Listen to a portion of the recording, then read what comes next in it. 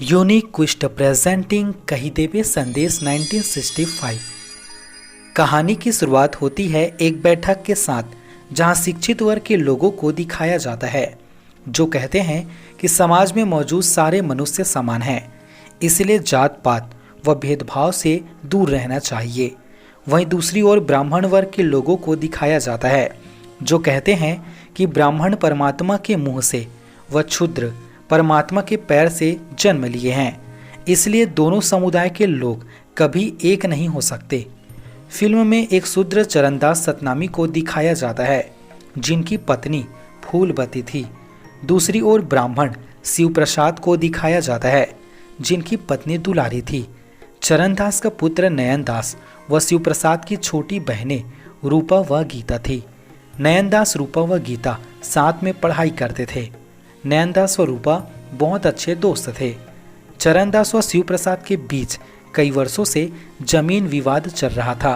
शिव प्रसाद का पुरोहित इस जमीन विवाद को मुद्दा बनाकर उच्च जाति और सतनामी समुदाय को लड़ाने की कोशिश करता है, इसलिए शिव प्रसाद इस जमीन विवाद को कोर्ट तक ले जाता है। अंत में शिव प्रसाद यहाँ केस जीत जाता है व 2 एकड़ खेत उसे दे दिया जाता है। दूसरी ओर केस हारने के कारण चरणदास की बहुत बदनामी होती है। उसी रात चरणदास गुस्से में आकर शिव प्रसाद को मारने के लिए निकल पड़ता है।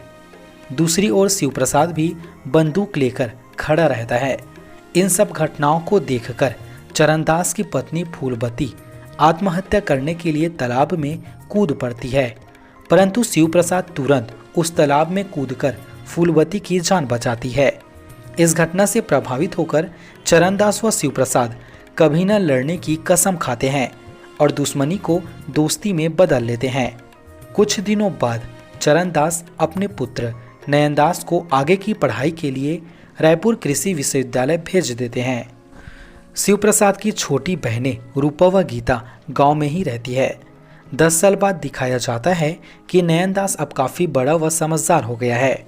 रायपुर में नयनदास सतनामी का एक प्रिय मित्र था रविकांत तिवारी, जो एक डॉक्टर भी था। पढ़ाई कंप्लीट होने के बाद नयनदास अपने गांव आते हैं। गांव में अपने बचपन के दोस्त भजन से मिलकर बहुत खुश होते हैं। नयनदास भजन से रूपा के बारे में पूछती है। रूपा और गीता भी अब काफ़ी बड़ी हो चुकी थी। नयनदास सतनामी काफ़ी पढ़े लिखे व समझदार थे। वह अपने गांव की तरक्की चाहते थे, इसलिए वह गांव के सभी लोगों से मिलकर सोसाइटी संघ बनाना चाहते थे ताकि सोसाइटी संघ के जरिए गरीब किसान की सहायता की जा सके, वह गांव मिलजुल कर रहे।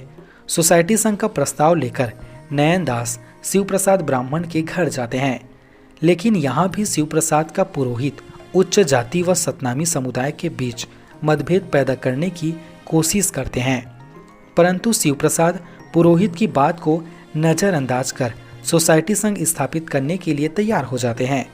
कुछ दिनों बाद सभी की सहमति से सोसाइटी संघ स्थापित की जाती है।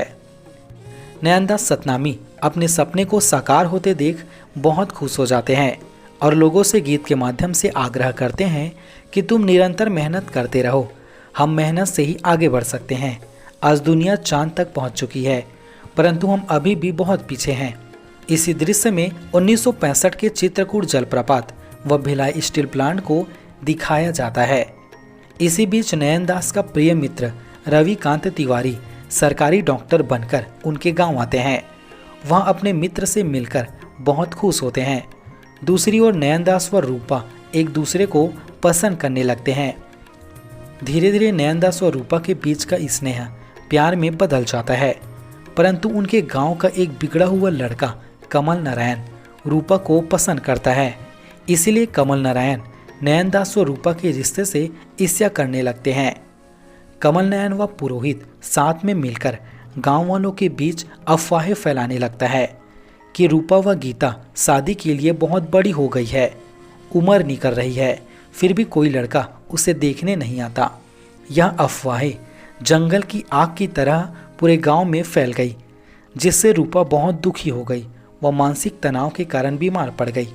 जब डॉक्टर रविकांत उनके घर आते हैं तो वह रूपा की छोटी बहन गीता को पसंद करने लगते हैं। दूसरी ओर कमल नारायण व पुरोहित बार बार शिव प्रसाद के सामने सतनामी नयनदास को बदनाम करने की कोशिश करते हैं ताकि कमल नारायण रूपा से शादी कर सके। परंतु सारी कोशिश नाकामयाब होने के कारण कमल नारायण रूपा और नयनदास के बीच संबंध के बारे में अफवाहें फैलाने लगता है।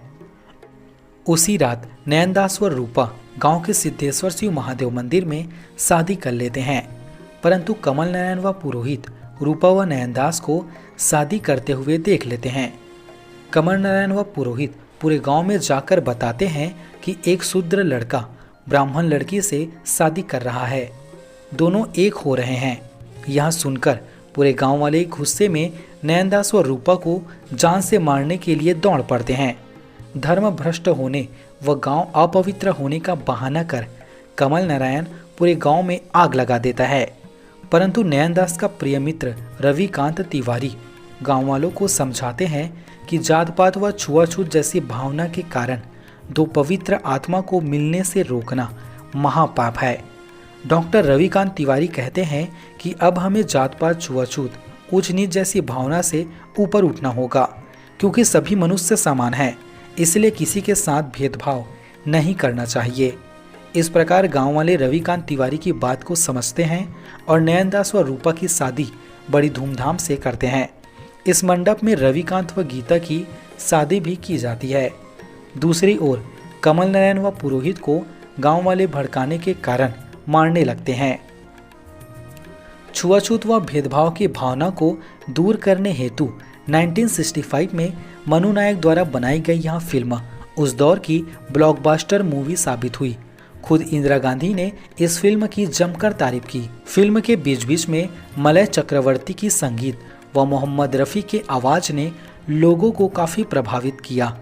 उम्मीद करते हैं यह कहानी आप सभी को बेहद पसंद आई होगी। फिर मिलते हैं एक नई कहानी के साथ। नमस्कार।